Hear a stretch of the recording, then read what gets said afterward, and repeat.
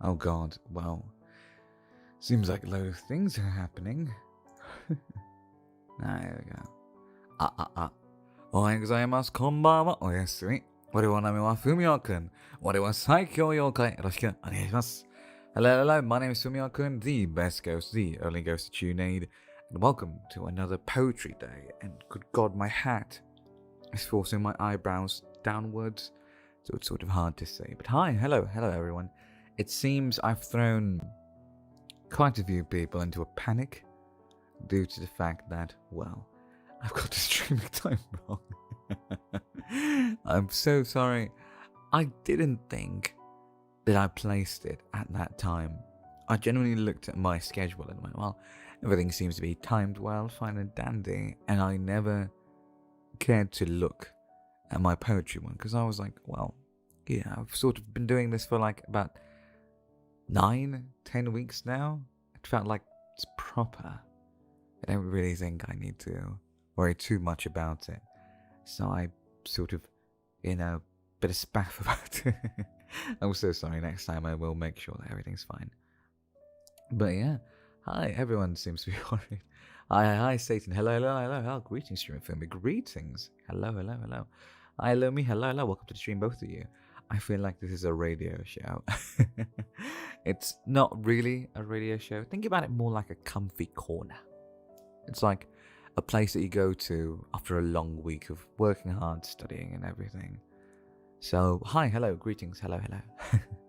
So, I haven't had the time to write poems, mostly because I've been in the editor dungeon for about, let's say, every day.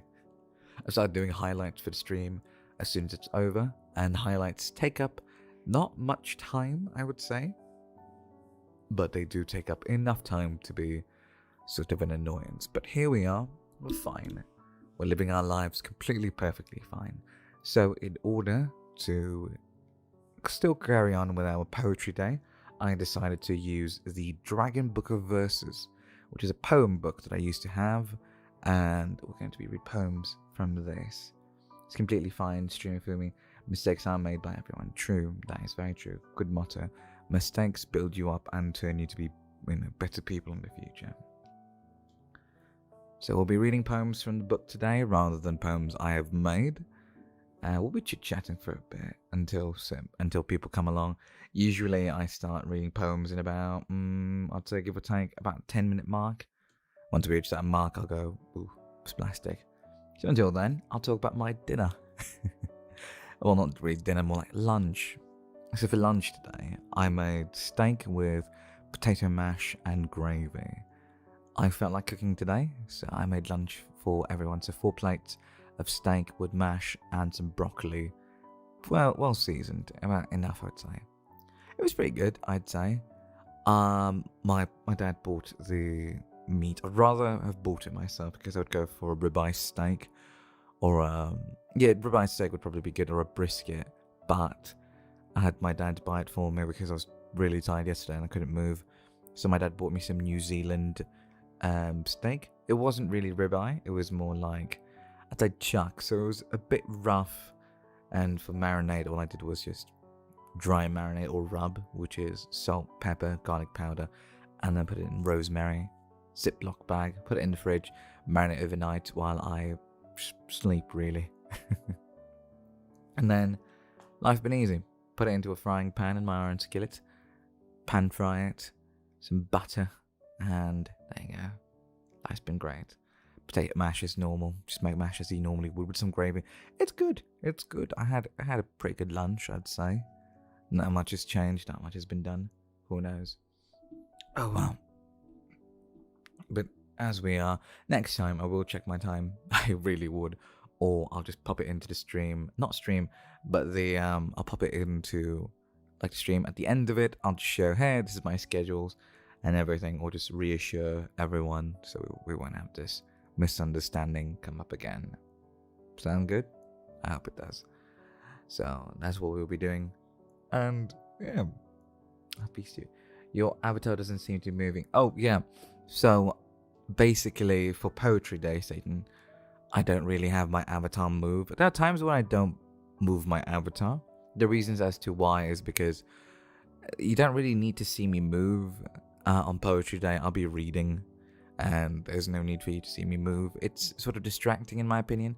And then when my friends are over, or my laptop decides that it can't handle processing too much, I usually turn off my model and leave it staring. But no, on normal streams I do have it turned on, like when I play games like Apex, Borderlands and all that, I will have it moving on. But for now, it'll be the way that it is. Oh, alright, very well then, yes. So yeah, here we are. Let's start with some poems, shall we? The Dragon Book of Verses is divided into mythological creatures, landscapes, people, childhood stories, and many more. And for me personally, I think we need to go by a couple. So since I don't really have much written down, aka I have nothing written down, we'll be scrolling through and hope to good God that we find some poems. So we'll read quite a lot since we don't have that much to read for the book today. But yes, that's what we're doing. Oh, hi, hello, May. Hello, welcome to the stream, May. I hope you enjoy your stay. Hi. Alright, so, books, shall we? There is, oh god, there's a lot. Let's go with, I fancy me. Page 173. I fancy that page. 173. Oh, it's about war. Oh god, it's about war. I don't know about that. Here we go. Page 173. Base details by Siegfried Sassoon. Sassoon, am I? Sassoon? I've never been one to pronounce names properly. But here we are, as we are. If I were fierce, bold, and short of breath, I'd live with scarlet mages at the base, and speed gloom heroes up the line to death, and you'd see me with my puffy petulant face. Guzzling and gulping in the best hotel, reading the roll of honor, poor young chap, I'd say I used to know his father well. Yes, we've lost heavily in this last scrap. And when the war is done and youth stone dead, I'd toddle safely home and die in bed. Oh, that's it? Well, that's it. Oh god. That's too short. Also, just a reminder, I am from the top 5 isekai tracks you want to be hit. Hi. Well, that's sort of a TikTok to start you with. I won't. So I decided to start making content specifically for TikTok because normally what I used to do, if you went to my TikTok page, you'd see that I would post my out of context clips, but I felt like that's not really a good idea. Maybe I'll do it every now and then, but I've started to curate specific content for TikTok. But I hope you enjoyed that Isekai Trucks one. I woke up one day and felt, you know what? I should probably rate what kind of trucks I would like to get hit by if I were to be sent into an otherworldly place, aka Isekai. Then I was like, this seems right. And I was like, I had to find the specific truck that every single anime protagonist gets hit by, and apparently it was the Suzuki. It's like, oh, if it's a Suzuki, then I might as well just pick that up, and here we are. Second poem, let's go for a bigger one. Well, not very big, but we'll go with this one. The hand that signed the paper, Dylan Thomas. The hand that signed the paper felt a city, 5 sovereign fingers taxed a breath. Double the globe of dead and half the country, these 5 kings did a king to death. The mighty leads to a sloping shoulder, the finger joints are crammed with chalk. A goose quill has put an end to murder, then put an end to talk. The hand that signed a treaty bred a fever, and famine grew when locusts came. Great is the hand that holds dominion over man by a scribbled name. The 5 kings count the dead, but do not often soft. The crust woo, not stroke the brow. A hand russes pity, as a hand rules heaven, and hands have no fears to flow. No tears to flow. I've always been intrigued by poems in war. Poems that wrote about war. It's always interesting to me because when you think about it, war is such a treacherous thing. It's all full of blood, anguish, anger, and bullets and death, granted. And when people talk about it in words far more well placed and well mannered, words that are more beautiful, structured, it sort of puts quite a weird twist on what we know as dirt and famish and gravel. It's weird. I never really imagined myself looking at such a concept and going, oh, let me write something beautiful. So I was like, oh god, that's something. But you can write weird things that have, well, not weird things, but beautiful things that have certain experiences that you normally wouldn't be in, granted. But what do I know? Me in the past was like, there's no way there is a human who even has the preferences to me of which truck he'd want to get hit by. I have trucks that rather get hit by. I'll be honest with you. There are things that you normally don't really think about at all. Like, really at all. And then when you think about it, when you sit down and you think, oh wow, oh god, I would actually rather be doing this than that. People don't normally think about it on conscious thinking. Maybe you have unconsciously. And if you decide to consciously think about something, you're like, actually, maybe I would rather get hit by this than that, or I would rather wear this than that. I'd rather befriend this than that. When you consciously put your mind into it, you could think of many things you normally wouldn't. There's no way a human has a preference which suffering they'd go through, right? No, there are. I believe pain... Okay, so pain is limited. Let me teach you a lesson that I was told by my old man. So my old man told me this. Pain is limited. What does pain is limited mean? Pain is limited in a sense that the concepts and what we know of pain, what we have in reference to pain, is very limited. And we know what pain feels like. So we have a preference towards pain. We know what we would rather be in pain because of. And there's a limit to how much pain can get you. It's sort of like torture can get you only so far. But, fear, on the other hand, fear is a immeasurable value. You don't really know what fear can get you. We don't really have a preference to what we would be scared by, because we don't know what could scare us. And you know that to be true, because you thought you've seen everything that could scare you. But then you're on the internet and you see an image and you're like, oh god, this terrifies me. Or there's a moment in your life that you go through and you're like, oh, this terrifies me. I never knew it could. The limitations of pain are limited, but the limitations of fear are, well, uncharted territories. Hello, long time no see. Hello, local protag. Hello. Long time no see. Hi. Welcome. It's been a while. I missed you, mate. I hope you're doing well. I hope your exams are treating you well as well. I see a new name. Hello there, Satan. Yes, it's a new name. Satan has joined us today for our stream, though in a very unlikely way, because I scheduled my stream at 9 a.m. apparently, when I'm supposed to do it at 3:30 p.m. But here we are. Here we are. Pain also feels relative. There is a reference towards what a person's limit is and becomes through experience. Limitations of pain are only limited as much as the preference or the reference doesn't continue. Right? No, you are true. That is right. Pain, the only reason why we have a preference towards pain is because we have a reference to pain. So, that's why. Fumiyo, you're going, go. What do you mean I'm going? But yeah. So, the reason why we have a preference to pain is because we have a reference to it. Fear, we don't really have one.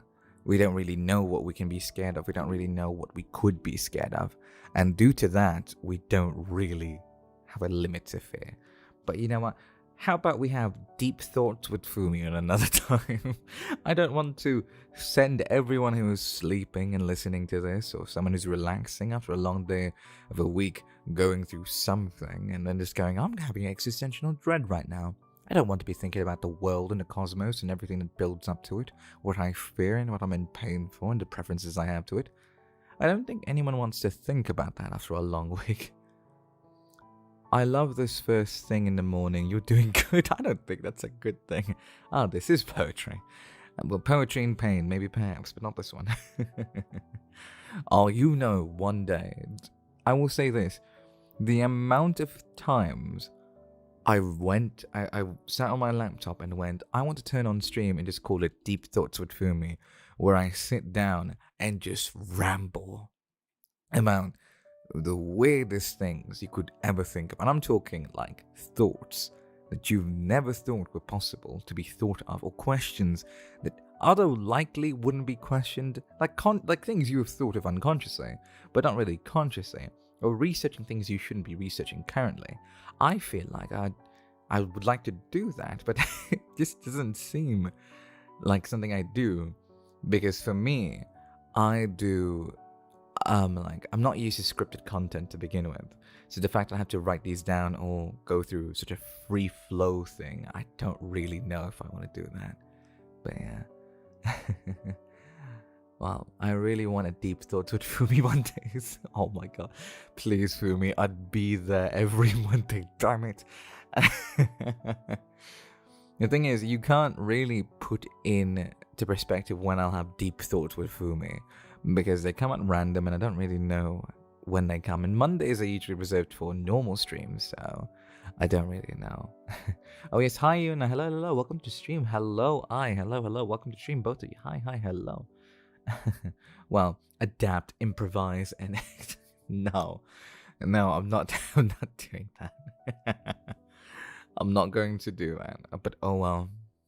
If the time ever comes, I will tweet out, hey, Deep Thoughts with Fumi. But for now, we will read a very good classic.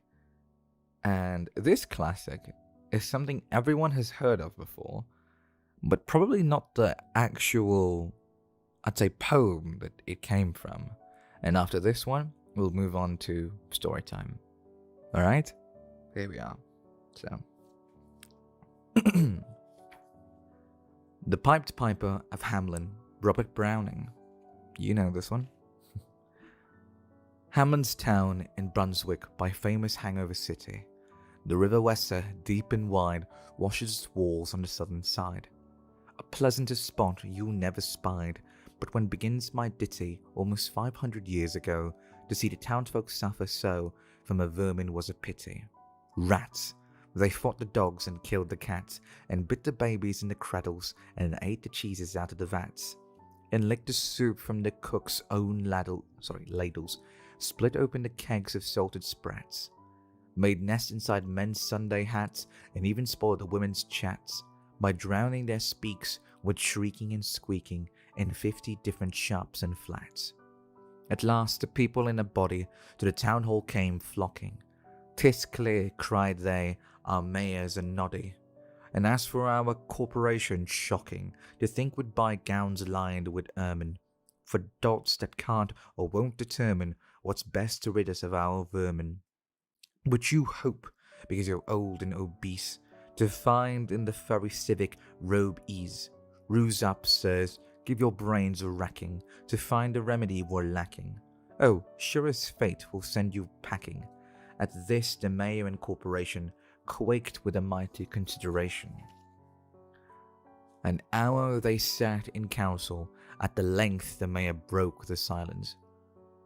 "For a gidlier I'd my ermine gown sell. I wish I were a mile hence. It's easy to bid once rack one's brain. I'm sure my poor head aches again.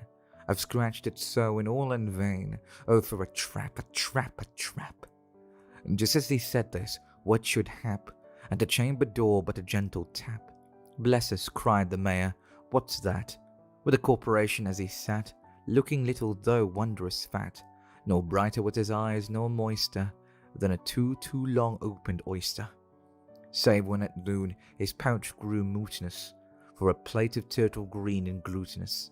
Only a scrapping of shoes on the mat, anything like the sound of a rat makes my heart go pit-pat.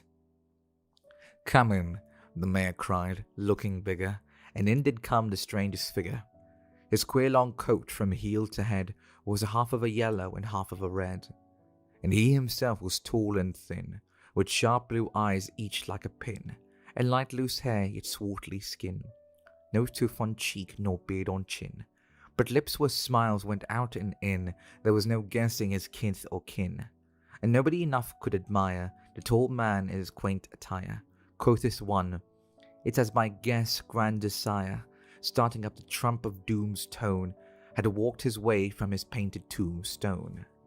He advanced to the council table, and "Please, your honours," said he, "I am able by the immense means of a secret charm to draw all the creatures living beneath the sun, that creep or swim or fly or run.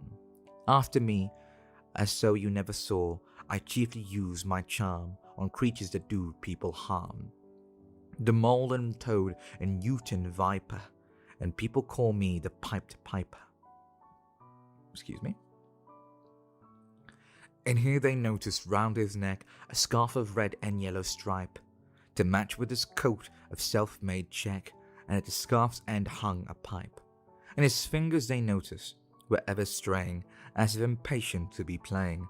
Upon this pipe alow it dangled, over his vesture so old-fangled.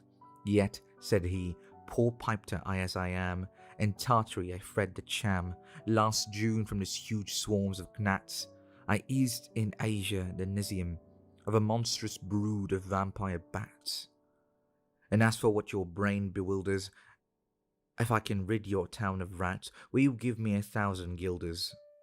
150,000 was the exclamation of the astonished mayor and corporation. Into the street the piper swept, smiling first a little smile, as if he knew what magic slept in his quiet pipe the while. Then like a musical adept, to blow the pipe his lips he wrinkled, and green and blue his sharp eyes twinkled, like a candle flame where salt is sprinkled, and the eerie 3 shrill notes the pipe uttered, and you heard it as if an army muttered. And the muttering grew to a grumbling. Grumbling. And the grumbling grew to a mighty rumbling, and out of the houses the rats came tumbling. Great rats, small rats, lean rats, brawny rats, brown rats, black rats, grey rats, taunty rats, grave old ploddlers, gay young friskers, fathers, mothers, uncles and cousins, cocking tails and pricking whiskers, families by tens and dozens, brothers, sisters, husbands and wives, followed the piper for their lives. From street to street he piped advancing, and step for step they followed dancing, until they came to the river Weser, wherein all plunged and perished, save one whose shout as Julius Caesar, sworn across and lived to carry, as he the manuscript he cherished, to Ratland home his commentary, which was, at first, thrill notes of the pipe. I heard a sound as of a scraping strite, and putting apples wonderful ripe into a cider press gripe, and a moving away a pickled tub boards, and a leaving a jar of conserved cupboards, and a drawing the corks of train old flakes, and a breaking the hoops of butter cakes. It seemed as if it were of a voice, sweeter far than by harp or by plausery, is breathed called out, "O rats, rejoice! The world has grown to one vast dry sultry, so munch on, crunch on, and take your nunch on. Breakfast, supper, dinner, and lunch on, and just as a bulk and sugar punch on, already staved like a great sun shone, glorious scarce an inch before me. Just as me thought it said, come bore me, I found the Wester rolling over me." There we are. The Pied Piper.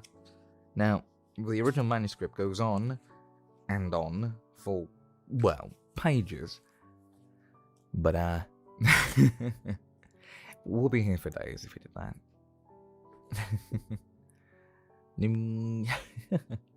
So that is our last poem for this section.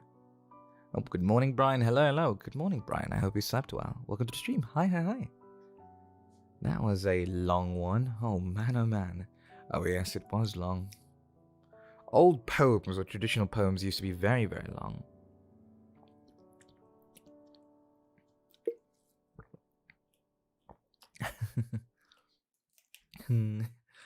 So, with poems, with old ones at least, they used to be very, very long, and they take a while to write, and that's just how they were. They're always lovely. But our newer poems are much more shorter, but hey, I still like them. You're a great reader, I must say. Oh, thank you, you're too kind. Thank you, too kind. Alright, so, as we are to our favourite segment of the week, I hope at least it's your favourite segment. Well, So, for those who don't know, first time people here, Satan's probably one of our first people here who's new. But for first people, or for people who have forgotten, in the description of this live stream / video, there is going to be a Google Drive link that will take you into a Google Drive that contains a PDF for chapter number 20 and 21 for the book that I've written 5 months ago. Actually, now it's 7 months ago now. It's a book that I constantly read a chapter to 2 chapters of every single weekend for everybody. So if you would like to join me in reading it today, go ahead to the link, download it so you can read with me. If you would like me to read it for you without you having to open your eyes and read it yourself, then by all means, it's also perfectly fine. I will read it for you. Just relax. Do what you need and do what you must to be relaxed. I will do everything else. So I'll give you about, I'd say, a minute to download the file if you want to read with me, and a minute for you to get your blankets, your coffee, your tea, whatever you need to relax. Please, all of you have worked very hard, and I want you all to just relax and just simmer down. It's been a week, hasn't it? If Fumiyo is from purgatory, is Satan his daddy? Neither. I've explained this before, and when it comes to the story and the basis of how it flows, I guess you can say. But while everyone's downloading, I'll just explain it again. So, the law is broken down into this. There comes heaven, which is pearly gates, beautiful, God, yada yada, angels. And below it is the living world, or the waking world, aka the world that you are all in, that you're all present in. Below that is purgatory, which is the land where the dead goes to await their judgment. Either they go and ascend to heaven or descend to hell. And below that is going to be, hell itself. And in hell itself, there is, Satan and all that comes in above. It's not really, you could say that the people who can call him daddy, Satan that is, it's probably his children, or those who partake in sexual activities with him. But I don't think I am, because I was from the living world before I became a spirit in purgatory. But oh well. I can see it's Tartarus with purgatory together. So Tartarus is basically, I guess you could say, the country or the landmass that resembles, I guess you could say, hell, and then after hell comes in purgatory, and after purgatory comes in River Styx, and after River Styx is Elysium, and then from Elysium we have the waking world. But there's a much more complicated map into it. For me explaining his relationship. Well, my relationship with the devil is mostly he's waiting, and so is God, but who knows. Hell is also where pandemonium is. You're not wrong. It's sort of a little bit harder to construct how it is, but from what I've seen as I lived my days in purgatory, it goes as follows. It usually is. At the very bottom is the void. Above it is hell, and above hell is, River Styx, I guess you could say. And then above that is 7 layers of purgatory, all to the appropriate sins you may have. And then above that is, all of that is considered Tartarus. And then above Tartarus comes in Elysium. And after Elysium comes in, the gates that will lead you to the waking world. So after all of that, you are now in the waking world. And after the waking world, you have heaven, the 7 planetariums of heaven. And then, do as you please from that point on. But, we won't get into it. We won't get into it too much. But now, I think I have given everyone their allotted time, perfect time to download and or make their decisions, whatever it is that they need and or want to do. So, shall we start our reading? Now, before I start reading, as always, everyone, stay seated, relax, be in a position where you're more relaxed.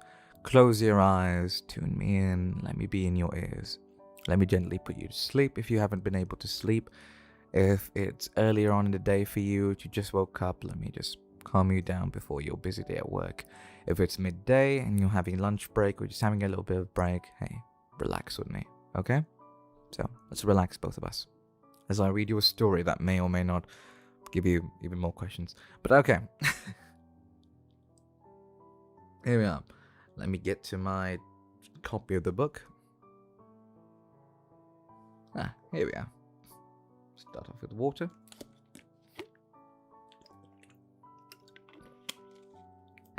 Thank you. Here we are. Let them kidnap you as you have your eyes closed. Oh, please. I can't kidnap people. They're all in the waking world. I can't do much. But it would be fun. Anyway, here we are. Chapter number 20. Chained. A young boy walks a hallway free of chains, wandering the architecture of those whom are trapped within the molds left empty, as chains remain hanging on it as a reminder of the men and women that were once bounded by it. The chains swung left to right, as if hypnotizing the boy to submit himself to the confines of the mold. Whether he is bothered by it or not, he is willed enough to live through it all. The boy continues to walk with little to no care in the world, as he looks at the people whom are in their molds. He wonders what have they given up for such safety? Individuality, or perhaps their freedom. In a sense, losing of the other leads to the inability of using the other. In a way, we are the people that we are due to those living in coexistence. Leaning forward, arms stretched back, the chains prevent them from falling, as their heads are hanging low with their eyes wrapped around with a velvet cloth, each of them differing in color and opacity. Ironic, don't you think? For such variety to only be present during their imprisonment rather than in their freedom. But maybe freedom is found in such an idea. The sweet release of will and thought can provide comfort for those that cannot think for themselves. Or maybe this was the only way to rationalize the cruelty one might face. But truly, it is a gift to submit. A wonderful concept nonetheless. Of the array of men and women, the boy finds himself entranced by a woman whose eyes were not covered by the velvet cloth. Her eyes remained closed, twitching at random intervals. The boy, curious to her peculiarity, approached her with caution, wondering whether he is ever allowed to interact with her. He said, "Chained lady of the deep, have you a voice to speak with?" asked the boy. The woman remained silent, not moving, simply breathing. While looking at her, he sees that she was better than most of those held in by their chains, but in the chains of the deep, being better off is not much of a status to be proud of. He sat down, crossing his legs, looking up at her, waiting for her to speak a word, but spoke she did not. But why did the boy do that? Why is he waiting for someone he knows not a single soul about? Perhaps be it affinity for the held, or empathy for those who see why they are held. Putting out a piece of paper from his pockets, he shapes it into a flower that he finds to be befitting of her. He went through many irritations of it, ranging from poinsettia, primrose, tansy, etc. He could not find a proper way to present her. Every flower fell in comparison to her features. He knew nothing of her, not even the tone of the voice.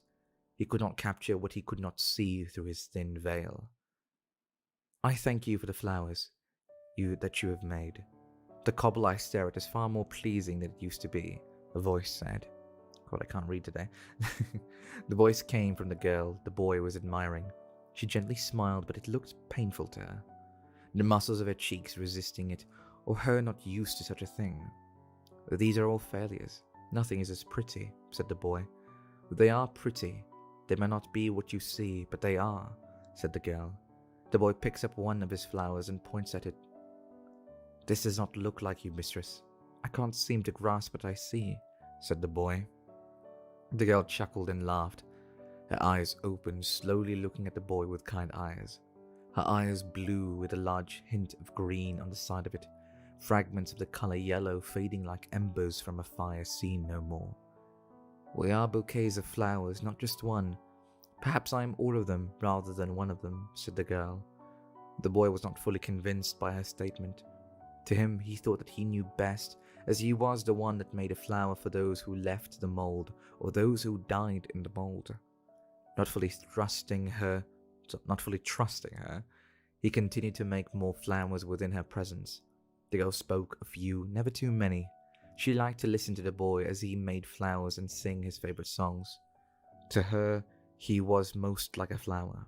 Whenever he made a flower and talks about how much he loves it. Soon the cobblestone could not be seen anymore. A pile of flowers are seen inhabiting it, transforming the once bleak grey into a rainbow of colours. Forgotten, never by those that pass, grabbing them and tying them with a rope that the boy presents his creation to the girl, whom accepted it graciously.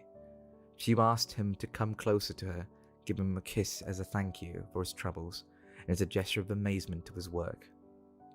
He always wonders and asks her out of curiosity, "Why is a fair maiden such as yourself lacking hair?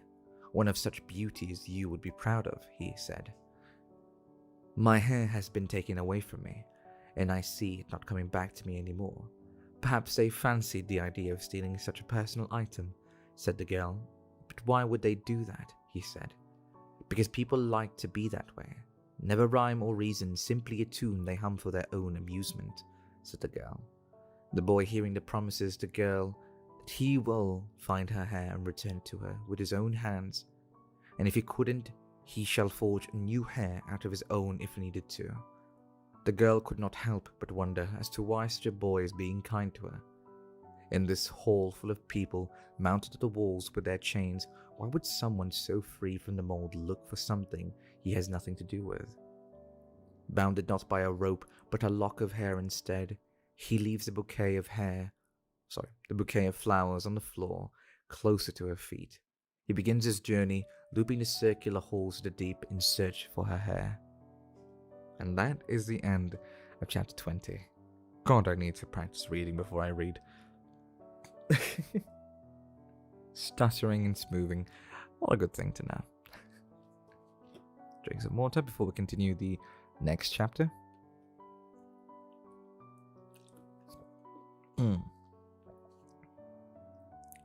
Alright. Here we are. Chapter number 21, our last chapter of the day. Lullabies of Dawn. After the performance, Aiden headed backstage to change from his costume back to his civilian clothing. This was the end of the first performance and the start of many others, but for today, that play marked the end of his working hours. A slight warmth was felt on his shoulder, causing Aiden to turn around quickly, expecting it to be Andrew. Aiden readied himself once more, but to his surprise, it was just his sister. "Could work there," Fiona said. Not trying to show much of his panic, Aiden partakes in the conversation. "Thank you. Not one of my finest works, but that will have to do," said Aiden. Would you like me to help you put on your clothes?" said Fiona. "No, that'll be alright," said Aiden. An expression of disappointment comes onto Fiona, as she waited, looking at Aiden, perhaps to appeal to him one more time, silently. Aiden, not being able to take the hint, proceeded to put on his clothes. "Alright, all done," said Aiden. Fiona crosses her arms in protest to his statement. She really wanted to help her brother put on his clothes. "What's wrong?" said Aiden. "Nothing to worry about," Fiona said, extending her arms forward to Aiden. The two of them walked from backstage to Aiden's room, where they met Kai sitting down next to some feminine clothes. "Maybe you wait that long?" said Kai. "Had a play to act in," said Aiden. "And you have a sister to take care of," said Kai. "I can take care of myself, and I'll be the one taking care of my brother," Fiona interjected. "If you say so," said Kai. He then continues, "I bought you these clothes. They might not be to your liking, but it is what my limited knowledge of women's fashion that got you such things," Kai ended, as he hands her the clothes he brought for her. The two boys head out of the room, giving Fiona enough time to change into her newly bought clothes. She put her clothes up to determine the fabric of her attire and the design of it. She knew not of the color, and for all she knows it might be mismatched, but nonetheless she liked the clothes that she was provided. While she puts on her clothes, the two boys outside break into a conversation that starts with an envelope being handed to Aiden. "What's this?" said Aiden. "Keys and an address," Kai said it with a cough. For what? Said Aiden. Put those two clues together, and you'll probably get the keys to a house for you and your sister to live in, said Kai. Is there a need for such a thing? Said Aiden. Yes, I've told your sister once that you two will be together someday. Now that you are, I won't waste a second of that promise, said Kai. Aiden opened the envelope. Inside of it was a piece of paper with the key bronze inside of it. The address written down as a single line with no diversions and clean lining. Tucking it away in his pockets, the two of them continued their chatter. No servants, I'm afraid, said Kai. Is it expensive? Said Aiden. No. There's a fortune for you to use, don't worry about it. Your sister personally asked for no such person to be present except for the two of you, said Kai. Why would she want that? Said Aiden. That's up to you to take up with your sister, said Kai. The door behind them opened up slowly. From it, a woman wearing a purple Victorian dress comes out. Her clothes weren't tucked in properly. The aspects of the dress that were supposed to promote certain parts of her body instead deformed it. Do I look okay? Said Fiona. Aiden came closer to his sister to help her fix up her outfit. The moment Fiona felt his hands on her, she gently pushed them away. It's okay. Tell me if I did not do a good job. I'll fix it up myself, said Fiona. Don't be stubborn now. It's fine. Let me help you, said Aiden, as he puts his hand on her one more time. She lets him, even though she wanted to do it herself. Tightening the corset, fixing up the ribbon, and straightening her dress, Fiona looked gorgeous with one feature standing out a bit too much. Her snow-white hair came in contrast to her dark-toned dress. Not knowing the color of her dress, she could not oppose the idea of wearing such an attire. Right, I'll go off now, to my own business. You two already know where to go, said Kai, as he waved the two of them without awaiting their response. Luckily for Aiden, the house was not too far away from their theatre. If anything, it was closer than it should be. Across the road 20 meters to the left, the siblings could see the house that was given to them. A brick house painted grey with a navy blue cement roof. Every shape that the house had, from the windows to the circular structure to its left, had white lines highlighting each part of it. The house was quite large in contrast to the other houses in the area. It did not save space in terms of width, but it did vertically, as it was the only house in the area with 2 floors. Aiden placed the key onto the door, turning it twice, unlocking the door. Inside, to his immediate left, was a staircase carpeted. Further to its right, a wooden white arch with decorative animals such as lions and eagles on top of it. A top staircase was painted glass pane with 4 circles surrounded by an array of colors. A chandelier hangs above them, lighting up the room. A bit too grand, said Aiden, his hand still holding onto his sister as he admired the place that he could call his home with his sister. Up until now, he has gotten used to the idea of having a singular room for himself that he called home. But now, that is not the case, for he has many rooms inside of a larger room. Locking the door behind them, he explored the rest of the rooms along with his sister in hand. The rooms had the usual suspects in terms of their purpose, with a kitchen, a bathroom, a bedroom, and a study room as well.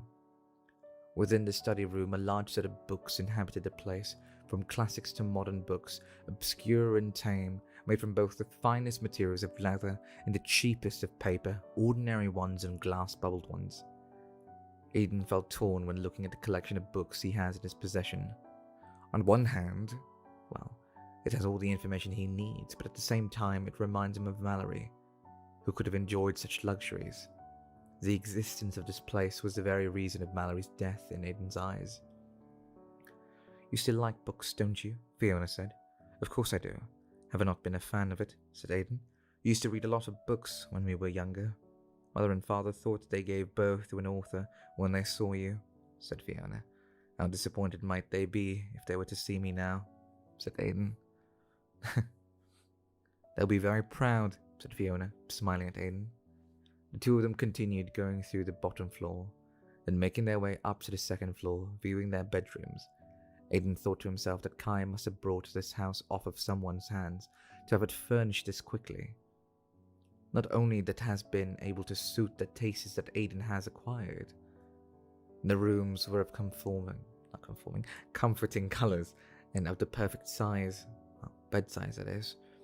Though Aiden saw his room as something he would have liked to change, he could not help but feel nostalgic about it for some reason.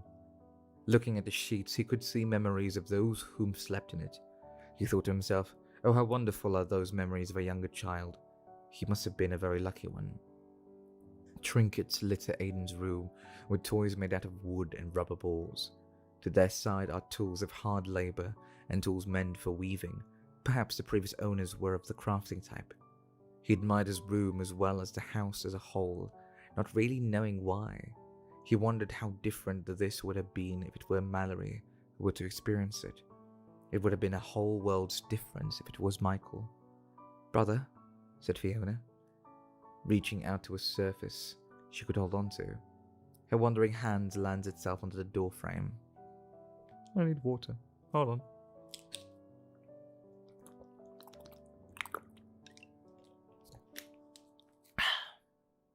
Thank you.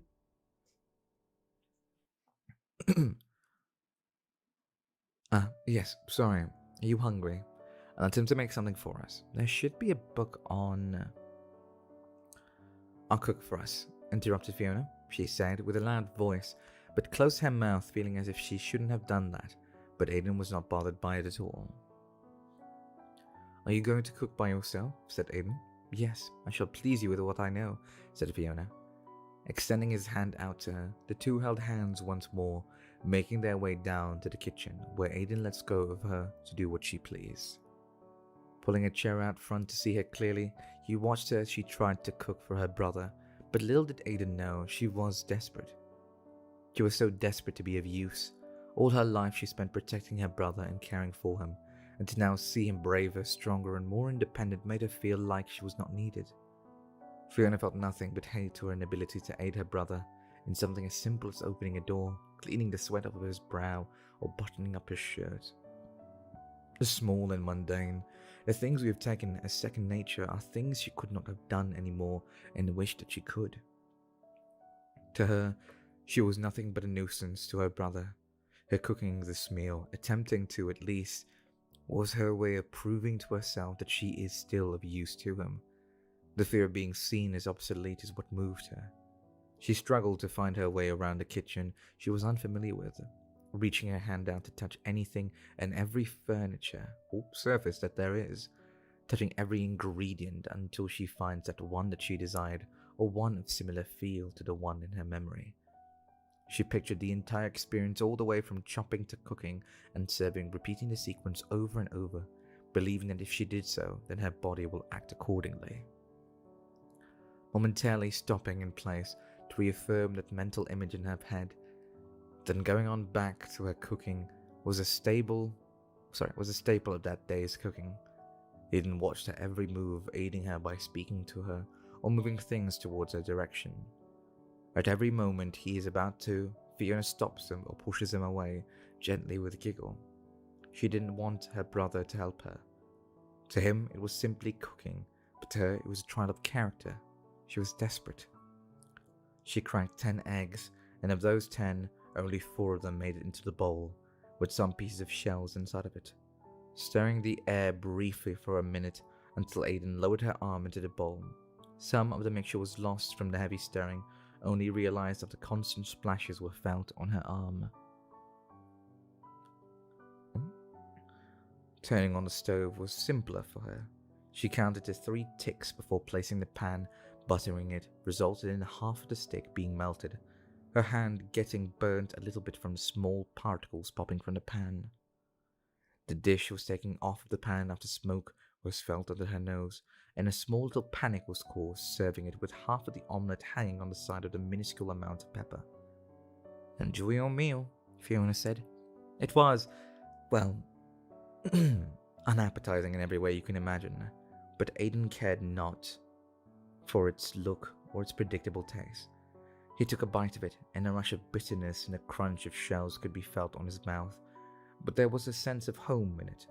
Amidst the horrible taste that there was, a vivid imagery was forming in his head. A family of 4 with a mother serving breakfast, with sweat on her brow, a father smiling and laughing with his children, a sister who teases and hugs her brother, and a boy who shone like the sun. the feeling of warmth on the skin, and the blinding yet comforting light of a sun that he never saw. It was a memory he never had. It was a memory of Michael, but he felt strangely like it was his. "It's good," said Aiden. "I'm glad," Fiona said. It wasn't a lie. To him, for as bitter as this has been, it was the warmest meal he had. Might it have been a commentary on the memory? Or the cooking. Regardless, there was an emotion that Aiden hasn't felt before. He felt content. And that is the end of chapter 21. Good God. Well, shorty days, very short days. And very in need of sleep / reading beforehand days. Oh God. I'm so sorry everyone. I've been stuttering / reading the wrong things / my tongue decided to just make a little ballerina choreography before I started doing anything. I mostly blame it because of the lack of sleep. I haven't been sleeping much because I've been editing streams for highlights. I've noticed that a lot of people have been feeling bad when they haven't been able to join my streams, because obviously you guys are busy and some people have been sleeping, and I also noticed that a lot of people cannot ingest 3 hours of content, which is valid. Obviously I wouldn't be able to sit there for 3 hours and watch someone play fully. I might have to leave after a bit, or maybe have to do something else, or maybe I just sleep. I probably end up sleeping. Sorry. So I decided to do highlights. So after every stream I do highlights, and highlights tire me out sometimes. So yeah, I'm sorry if highlights came a little bit later than they should. They are supposed to come out 2 hours / 3 hours after a stream, but usually after a stream I go to bed or sometimes eat some food. So I'm sorry about the delays with that. But for those who are, not able to basically be there on my stream, or cannot sit there and watch the VODs, which is completely valid by the way, go on ahead, you can watch the highlights that I have made. They highlight what has happened in the stream, all the important parts of what has happened in the stream or what has been going on. There's a playlist on the channel that you can check out if you would like, so that you can see all the highlights as they are. If you also don't like to see highlights as they come out, you can also wait for the compilation video that comes out at the end of every month. So, yeah. Sorry if I'm bombarding the channel with a lot of videos. I just like editing, it's fun, and I just want to make everyone comfortable to the best of my abilities while I can still stand / move. But yes. So today's Friday. This is going to be the last stream of this week. I'll be seeing all of you guys on Monday, unless I decide to do a surprise / guerrilla stream on any of the following days. So schedules will be coming out on Twitter, which is going to be @Fumiyo. Link down below. If you're on my Discord channel, or Discord server rather, then you will see that the announcements will announce to you when the streams will happen, and the schedule, which will have all the times at GMT+3. If you don't know how to convert your time, then you can go to the YouTube channel. If the videos or the streams are scheduled, then you can see approximation to what time for you. But anyway, my last parting words as I end the stream. To everyone who has came, thank you very much, so much for watching and listening and spending your time here with me, from your busy days, from your busy lives, and all your tiring mornings and all your tiring nights. Thank you very much for always being here. I am very proud of everyone for all the work that you've been putting into your schoolwork, homework, any kind of work that you've been doing. Honestly, very much thank you for all the hard work that you've been doing. Take care, be safe everyone, drink your water, stay hydrated, eat your food, know that you are loved, wear your seatbelts when you go outside and drive and or in the driver's seat. My name has been Fumiyo-kun. I'll be seeing you guys on Monday next week. Thank you very much. Ohayou gozaimasu. Konbanwa. Oyasumi. Ja ne. Bye everyone. I love you. Bye. Bye bye bye bye bye.